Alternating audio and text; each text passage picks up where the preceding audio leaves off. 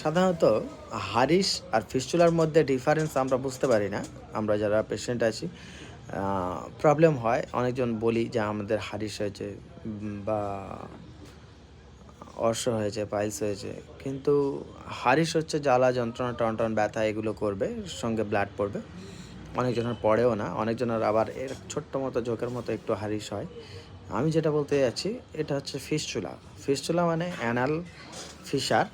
আপনি ফিস্টুলার যে সিস্টেমটা থাকে আমরা দেখেছি, আপনি খেয়াল করে দেখবেন এই যে জায়গাটা রয়েছে, ফিস্টুলা সাধারণত এরকম কুলপির মতো হয়। এই যে জায়গাটা আছে, এই জায়গাটা ফিস্টুলা আমরা মেডিসিন দিলে সারে কিন্তু এইভাবে, এই একটু একটু একটু একটু এই একটু একটু সারলো, আর ওপর থেকে ওই রকম একটু একটু সারবে। এই সাথে সাথে সাথে সাথে আবার কিছুদিন পরে দেখা যাচ্ছে মেডিসিন দেওয়ার পরে ভালো রয়েছে পেশেন্ট, ভালো থাকার পরে আবার কিছুদিন পরে হচ্ছে 2 মাস 1 মাস পরে আবার এতে পুঁজ হয়, পুঁজ হয়ে একটুখানি মতো পুঁজ বের হয়ে গেল, ব্যথা যন্ত্রণা টন্টন ওটা কমে গেল, আবার ভালো হয়ে গেল। এই করে করে একটা 4 থেকে 6 মাস ওষুধ খেলে দেখেছি রিকভার হয়ে যায়।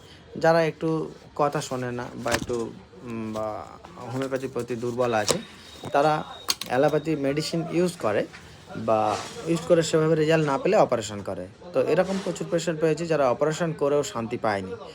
তো এই যে জায়গায় যাদের পুঁজ বা রক্ত পড়া, ব্যথা, জ্বালা, বারবার ফোঁড়া মতো হওয়া, বসতে কষ্ট হয়, এরকম কেসে আমরা হোমিওপ্যাথিতে আমরা সাইলেসিয়া সিএম রেগুলার 1 সপ্তাহের জন্য দিই। খুব সুন্দর রেজাল্ট, আপনি এটা ইউজ করে দেখতে পারেন। না হলে তখন আপনি অ্যালোপ্যাথি করতে পারেন, কারণ অপারেশন একটা মানুষের হয়ে গেলে দ্বিতীয়বার কিন্তু ফিরে আনা খুব কষ্টকর। আর এর থেকে সত্যি বলতে অন্য লাইন নেয়, যেটা আমরা ক্যান্সার বলি, ইনফেকশান হয়ে গেলে সমস্যা হয়। হিপার সালফার বলে একটা মেডিসিন আছে, আপনি এটা 1 ml নিতে পারেন রেগুলার। ক্যালকেরিয়া সালফ আছে, এটাও আপনি 1 ml নিতে পারেন। আমি যে পোটেন্সিতে রেজাল্ট পেয়েছি আমি তার ওপরে বলছি। মাইরিস্টিকা আছে, অ্যাসিড নাইট্রিক আছে, পায়োনিয়া আছে, বারবারিস ভাল আছে। এই ওষুধগুলো আপনি নিজে নিজে খাবেন না, কোনো একটা ভালো ডাক্তারের পরামর্শ নেবেন।